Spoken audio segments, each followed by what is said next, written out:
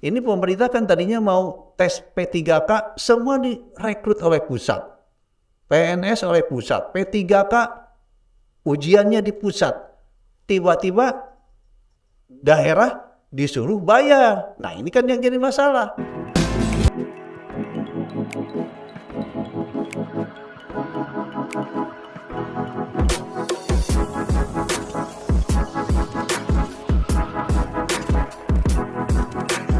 Halo, apa kabar? Kembali lagi di Sudut Dengar Parlemen bareng Nadia Kanaya. Kemarin sempat nggak ketemu sama Nadia, udah kangen. Nah, sekarang waktunya Nadia nemenin. Ada yang geleng-geleng katanya nggak kangen, padahal dalam hati kangen ya.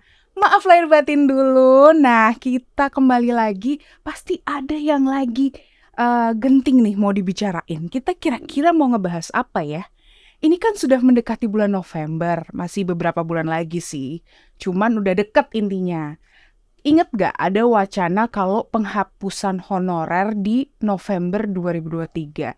Apa kabar wacana itu sekarang? Karena ternyata dari Peraturan Menteri 28 tahun 2021, waktu zamannya Bapak almarhum Cahyokumolo itu sempat mengedarkan kalau honorer akan dihapuskan dan dengan tenggang waktu paling lama di November 2023 ini.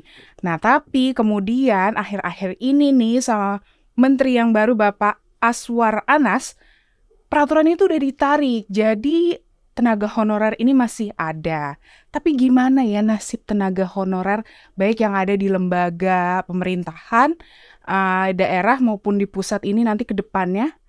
Gak mau sendiri ngebahasnya, pasti sudah ada yang berkompeten nemenin Nadia. Sudah ada Bapak Muhammad Muras dari fraksi Partai Demokrat, Dapil Jawa Barat 4. Assalamualaikum Bapak. Waalaikumsalam. Mohon maaf lahir batin dulu. Amin. Dari Dapil Jabar 4 ya Pak. Betul. Setelah kemarin melakukan masa reses di tengah bulan puasa, pasti banyak juga masukan-masukan, aspirasi-aspirasi yang sudah Bapak tangkap. Ada nggak sih Pak dikit bocoran soal honorer juga ada nggak Pak? Itu paling banyak. Honorer yang datang ke saya itu bukan hanya dari dapil saya, kota Kabupaten Sukabumi, hampir dari sejauh barat datang ke rumah saya. Wah, digeruduk ceritanya nih. Menanyakan tentang nasib honorer ini, begitu. Jadi cukup banyak lah. Ya, apa ada yang bersurat, ada yang berkunjung sendiri, ya. Terutama yang terakhir itu Pol PP juga, ya. Terutama kota kabupaten, Pol PP nasibnya seperti apa.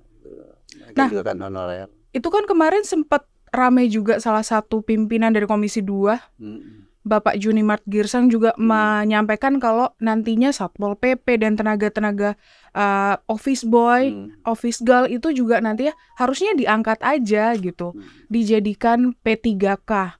Nah itu kalau Bapak sendiri melihat ini skema yang disampaikan sama Bapak Junimart Girsang, mungkin nggak sih kalau 2.360.723 orang ini akan bisa menjadi P3K? Sebetulnya kalau menurut saya mungkin saja, asal ada komitmen dari pemerintah, dalam hal ini pemerintah pusat, provinsi, dan kota kabupaten. Semua komit lah.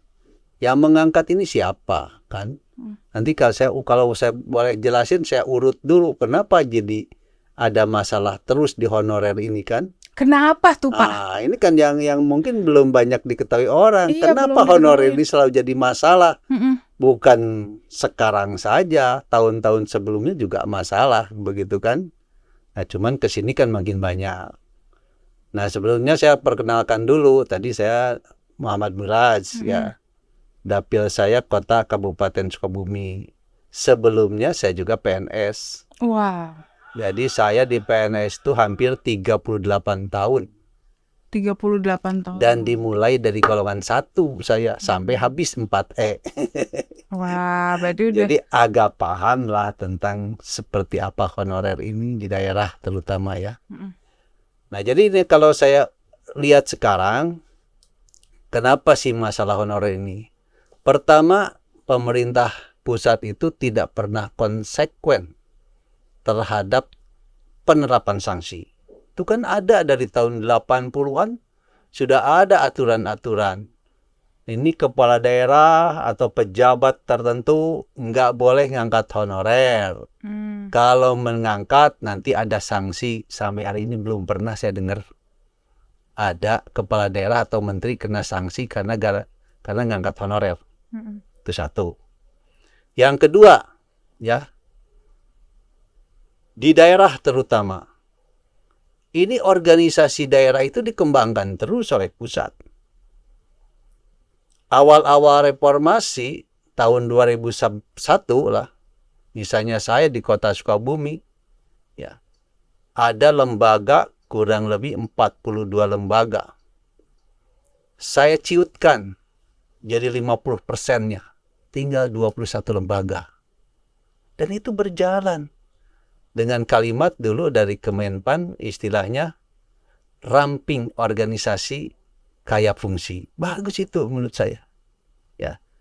Nah, ketika kita rampingkan organisasi, kita hitung, ya, seperti apa analisis organisasinya, analisis manajemen, sampai analisis beban kerja, ya, analisis perorangan seperti apa. Itu di kota saya berjalan baik. Tiba-tiba setelah reformasi ini, saya anggap ini kepentingan pusat loh. Di pusat ada menteri A, ke daerah pengen punya kaki, dibentuklah dinas A. Di pusat ada kementerian B, ke daerah juga harus ada kementerian B, begitu kan? Sehingga di daerah dikembangkan lagi. Jadi beranak pinak deh itu. Organisasinya berkembang loh. Kalau kita ngomong organisasi berkembang, berarti kan perlu SDM, perlu SDA, ya, perlu finansial dan sebagainya. Nah, itu kan berkembang. Itu pertama ya. Kita bicara tenaga tadi. Organisasi dikembangkan berarti perlu orang lebih banyak. Eselon 2 di daerah itu berapa, pangkatnya apa kan? Minimal 4B dia di eselon 2, eselon 3 4A begitu. Nah, itu perlu personal. Itu pertama. Yang kedua, nah ini yang agak parah. Hampir 10 tahun nggak ngangkat PNS. Udah organisasi dikembangkan, 10 tahun nggak ngangkat PNS. Di lain pihak, kepala daerah, misalnya ada yang taat, nggak berani ngangkat honorer. Dinas-dinas, akhirnya pada ngangkat honorer. Kepala sekolah, karena diberi kewenangan uang BOP, bos, dia ngangkat guru dari dana bos itu. Ya, mereka sembunyi-sembunyi kepada kepala daerah. Ya, tapi itu karena PNS-nya pensiun. Bukan diangkat kembali menjadi PNS, tapi justru mengambil dari tenaga honorer. Ya kan nggak ada. Pemerintah tidak ada tes PNS hampir 10 tahun. Oke. Ya. Kemudian yang terakhir, pemerintah pusat mendata dan pengangkatan honorer atau istilah lain ada yang TKS lah, tenaga kerja sukarela atau apa, yang diangkat oleh dinas, oleh bagian, oleh kepala sekolah, itu diakui oleh pemerintah pusat. Nah, blunder kepala daerahnya. Jadi bingung. Ya, kan pejabat pembina kepegawaian itu di daerah adalah kepala daerah.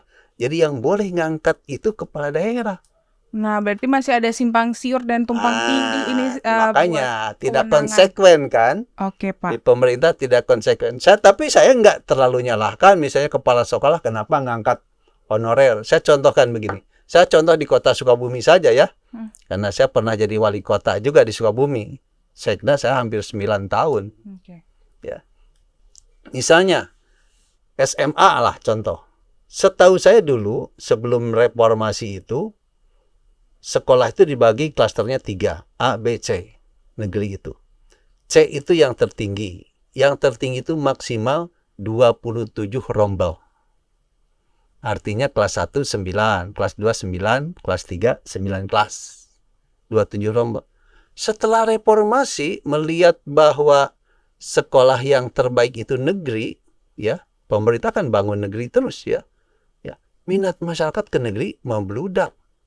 Sampai SMA itu rata-rata 40 sampai 45 rombel, bayangkan. Ya. Demikian juga pengembangan puskesmas di daerah. Nah, 45 rombel anggap SMA ya.